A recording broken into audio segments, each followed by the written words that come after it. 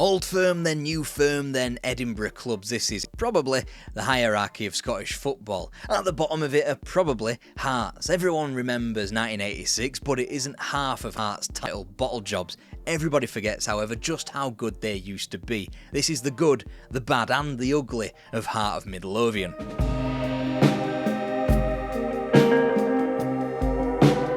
When you get off the train at Edinburgh Waverley, take the Market Street exit and cross the road safely at the zebra crossing. Climb the old claustrophobic Victorian alley and you'll find yourself on Coburn Street. Follow it round and you're on the Royal Mile. Up the way you'll find the old grounds of the prison called the Heart of Midlothian. If you keep your eyes to the floor, you'll know you're there when you see the stone mosaic under your feet. 57 years after the Heart of Midlothian jail was demolished, a football team of the same name was formed, and within 17 years they had allowed a colour run, allegedly, to form their now traditional maroon colours, and they helped found the Scottish League. They moved to Tynecastle and won their first ever Scottish Cup, a 1-0 win over Dumbarton.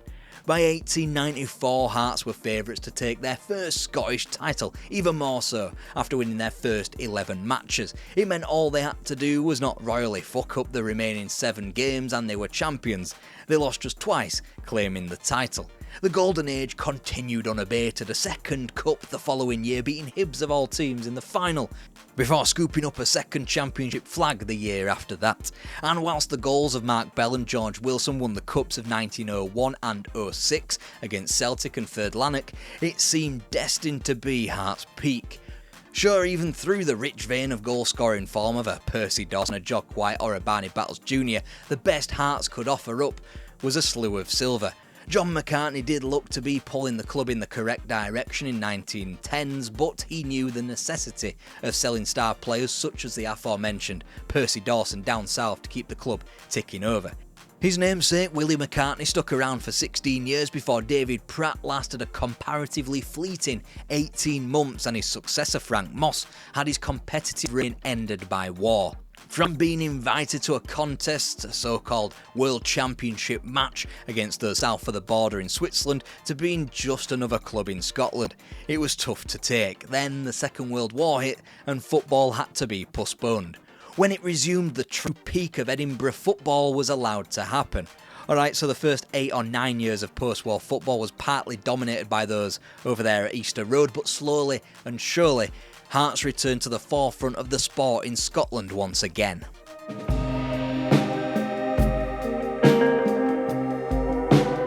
In the throes of the Second World War, David McLean was hired as Hearts manager. This time Scotland would not play organised football during the conflict. By the time though that competitive football had returned, the club had gotten hold of Alfie Conn and they picked up where they left off.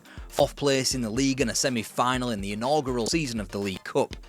Whilst form would stall to 9th and 8th place to close out the 40s, Tynecastle was treated to both Willie Bold and Jimmy Warder. Together with Conn, they would become known as the Terrible Trio.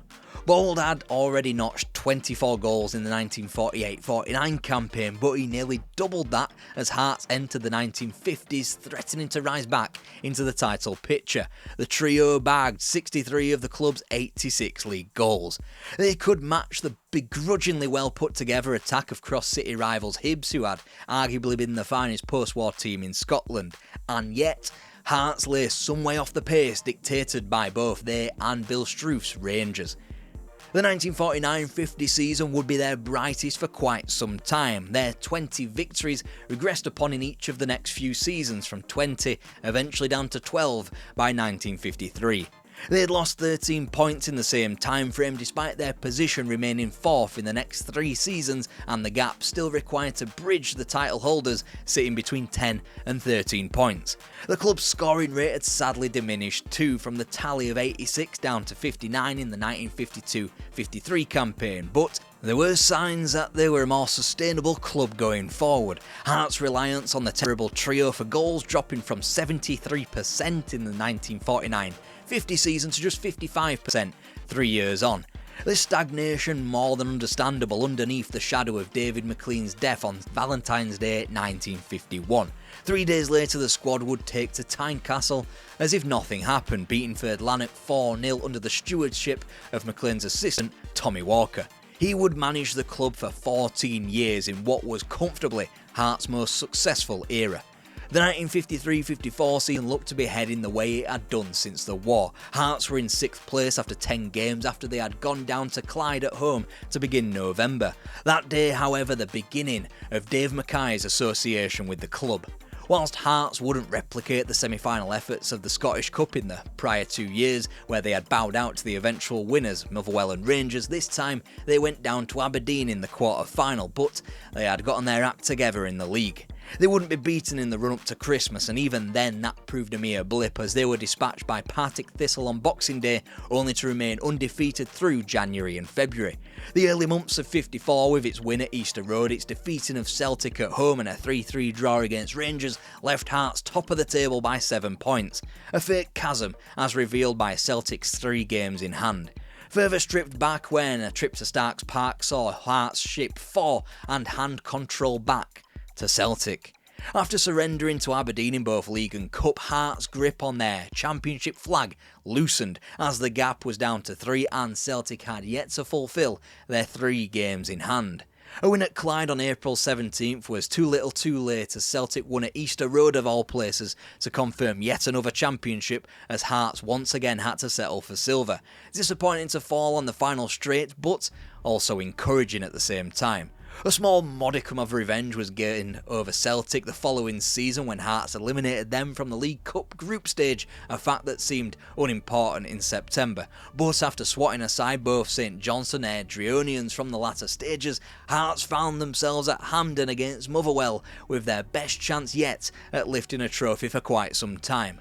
A Willie Bald hat-trick saw to that as the frontman almost single-handedly gave Hearts their first trophy since 1906. His prolific season was one shy of his previous record of 40, and yet the chilly October day at Hampden remained Hearts' one source of delight that campaign. In advance of the 1955-56 season, Tommy Walker was keen to build on that, adding an 18-year-old Alex Young and the barely 20 Johnny Hamilton. The difference was palpable, the club's 99 goals in 34 games, a club record, as Wardo smashed in 30 and the trio of Conn, Young and Bald all adding over 15 apiece. There were 5s against Stirling Albion, Kilmarnock, Partick Thistle and Dunfermline twice, 7s against Raith Rovers and Motherwell, and even an 8 against Falkirk. And yet still, the gap remains 7 points to the almighty Rangers. This thanks to a run of 1 point from 3 games after a Scottish Cup final was confirmed. They'd gone from an outside shot of overhauling Rangers to having their title challenge derailed. Still, there was always Hampden Park. Crawford slams it home.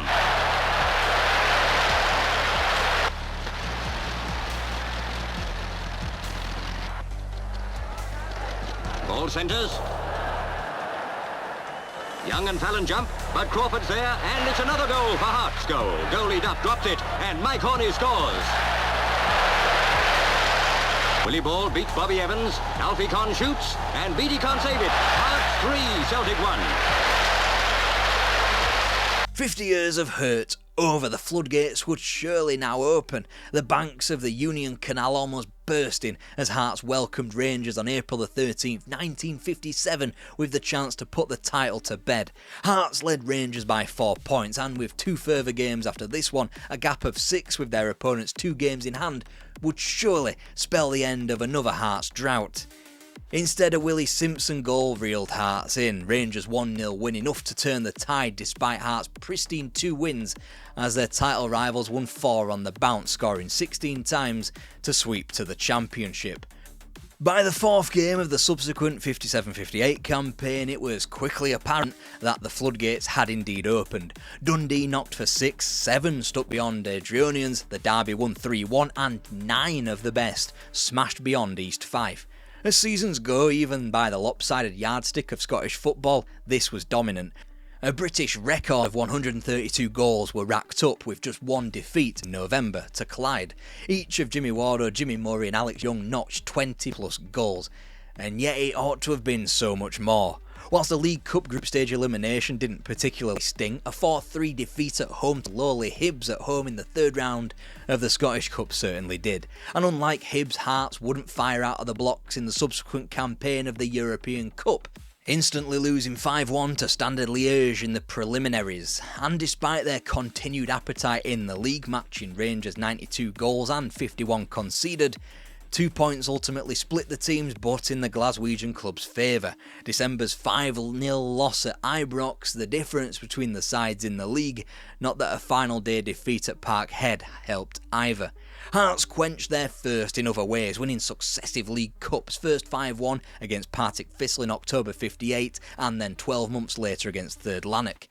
Tynecastle deserved a league sequel, but they would have to do so without two of their terrible trio, Alfie Conn and Jimmy Wardo's careers at their conclusion, and Willie Bowles not too far off.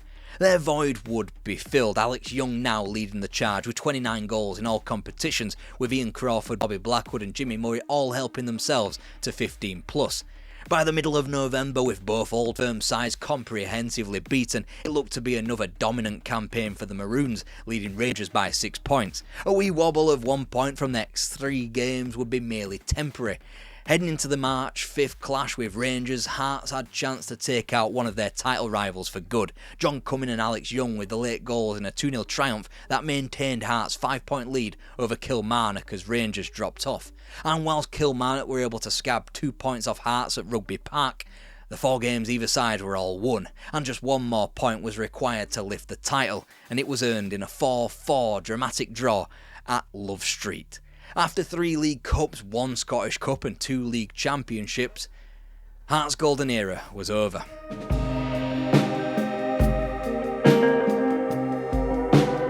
The weight of the old terrible trio team could be felt around Tynecastle as the 60s began in earnest. Yet again, Hearts would not be able to win on their return to the European Cup, harshly paired with eventual champions Benfica in the qualifying round. They would be belatedly winners in Europe the following season in the Fairs Cup, defeating Union Saint-Gilloise, only to be paired off with another great generational team, Helenio Herrera's Inter Milan. Back home, the real regression would be revealed in the club's mid-table league placement. Gone were the years of hitting a century of goals, as Hearts even posted a negative goal difference in the 60-61 campaign. The club used the League Cup as a lifeline, reaching the final in 61, only to lose to Rangers after a replay before a Norrie Davidson goal won the trophy in the same match against Kilmarnock 12 months on. And yet they had begun to close the gap to the champions. A chasm of 14 points in 1963 evolved into a wound of only 8 points in 1964. With Scott Simon's Rangers seemingly not prepared to dominate just yet, and Jockstein yet to take on the Celtic job, it was up to a new Big Four of Scottish football. Hearts would be joined by Hibs and the increasingly dangerous Kilmarnock and Dunfermline for the 1964-65 campaign. The season started as it meant to go on, 8 ripped beyond Airdronians before Hearts pitched up at Easter Road and slapped 5 goals beyond their rivals. By Christmas it appeared the Maroons' title to lose. Still undefeated, Hearts went to Rugby Park to meet their last and closest title rival. When Alan Gordon netted, it appeared as though Hearts' dominance would simply continue. Then Killy hit a quick 1-2 punch before the break, and eventually they won 3-1, tying the sides up on 28 points with exactly half of the campaign to go. Hearts then stumbled through the new year, losing again to both Hibs and Dunfermline. Luckily, Killy then proceeded to shit the bed, losing 4 and winning only 1 between January the 2nd and the end of February. So, could Hearts take the initiative? A 7-1 loss at home to Dundee suggested probably not. So as Scottish football entered March 1965, feasibly any one of the top 5 could still win the league, 6 points separating Rangers in 5th and Hearts atop the league. Then 2 teams pulled away. Kilmarnock won 6 and drew 1 of their next 7 matches before the final game of the season. Not to be outdone, Hearts posted the exact same record, and in a brilliant twist of fate, particularly for storytelling, April 24th saw Kilmarnock travel to Tynecastle. The permutations were as such. Hearts led Killy by 2 points. The goal average demanded Hearts' opponents win by 2 goals to win the league. On an unrelated note, Michael Thomas wouldn't be born for another 2 years and 4 months exactly. Still McAnally, McLean, it's a beautiful one, Schroeder's a goal! Bertie Black, still Black, it's putting it forward to McElroy, and it's a goal! All this game's got to go on. It's played well overdue by me. A great save! Magnificent save by Ferguson. Alan Gordon's late effort clawed away by the Killie keeper just how close Hearts were to scraping the title in the last embers of the season. In the end, it was a double punch before the half-hour mark that, in the most cruel of fashions, ended Hearts' challenge for a championship for a generation. It truly was the end of an era at Tynecastle.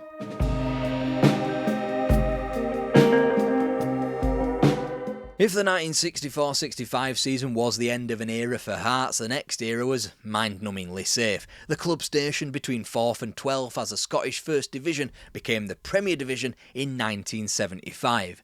There were 2 trips to Hampden for finals to shout about, but both were lost in 3-1 defeats, first to Dunfermline in 68 and then to Rangers in 76. Hearts were just not winning trophies anymore. Then came the late 70s, where fans would crave that mid-table mediocrity when Hearts went from the terrible trio on the pitch to a terrible trio of relegations between 1977 and 81, as the club swayed violently between the top 2 tiers of Scottish football. Finally, with promotion in 83, the club returned to the top flight and returned for good. By the end of the 84-85 campaign, Hearts finished an average 7th, wedged between Hibs and Dundee, having lost half of their league fixtures. There was absolutely nothing to say they'd do what they went on to do next, and the previous 20 years had told us as much. And whilst Wallace Mercer did attempt a mind-boggling merger between Hibs and Hearts, he would go on to be more known for righting the ship at Tynecastle and steering the club away from insolvency. One of his first acts was to appoint Alex MacDonald as player-manager a mere year into his time at the club. This since Dundee United's Jim McLean turned them down. Like many mid-table Scottish teams of the time, it was a spendthrift unit with Andy Watson and John Colquhoun, the 2 players who have been bought for relatively sizable sums.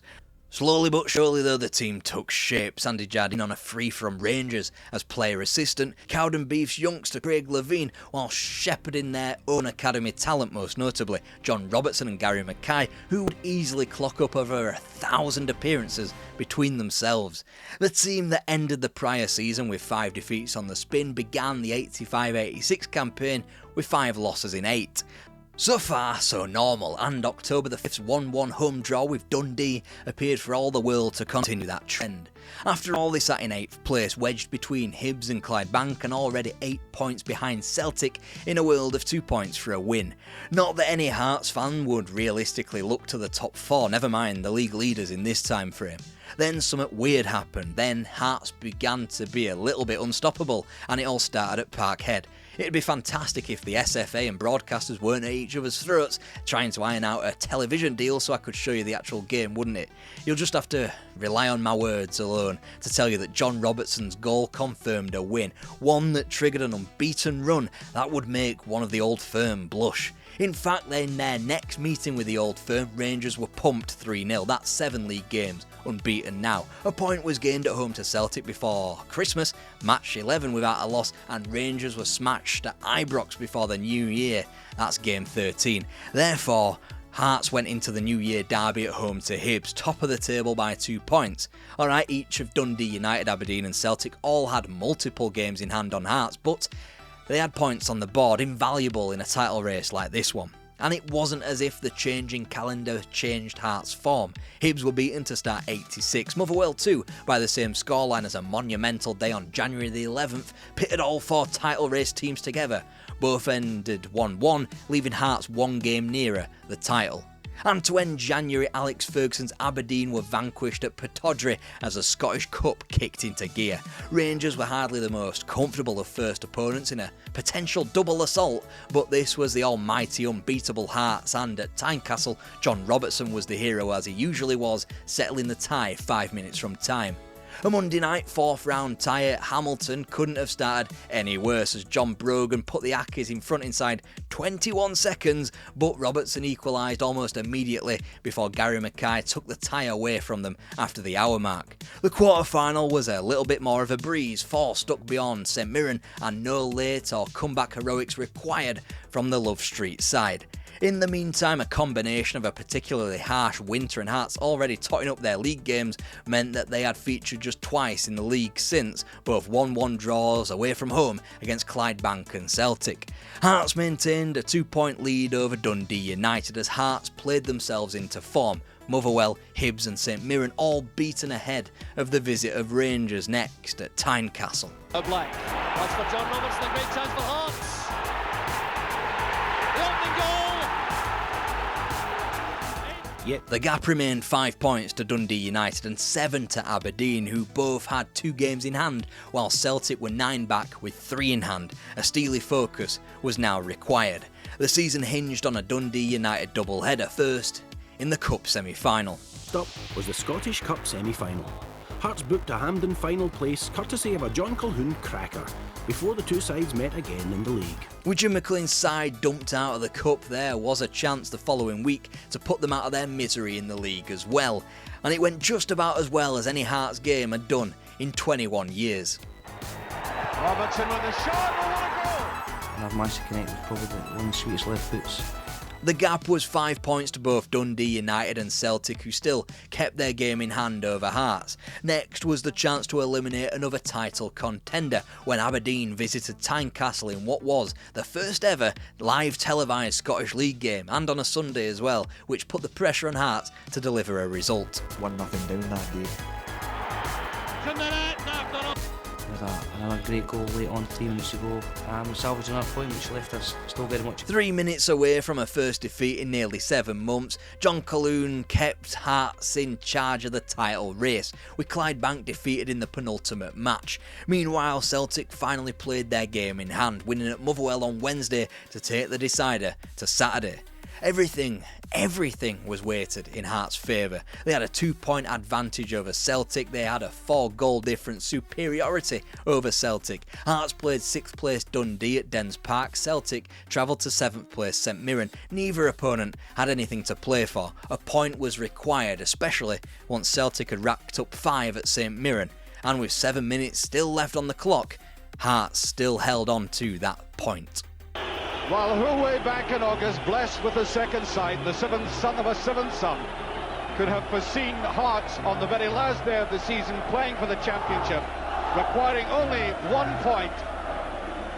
Comparing that with the disastrous start in August, and yet that, I think, underlines the great achievement of the Edinburgh side. They're getting the substitution as Albert Kidd comes on, and McKinley going off.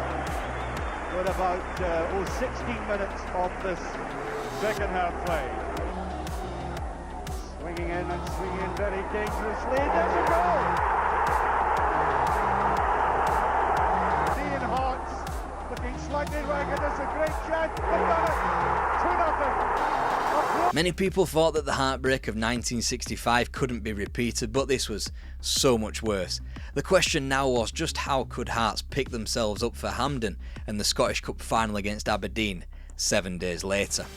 The field of activities, they're good again, making room for the shot! Weir testing Kidd's pace. The great chance! They're across by Weir. Billy Stark!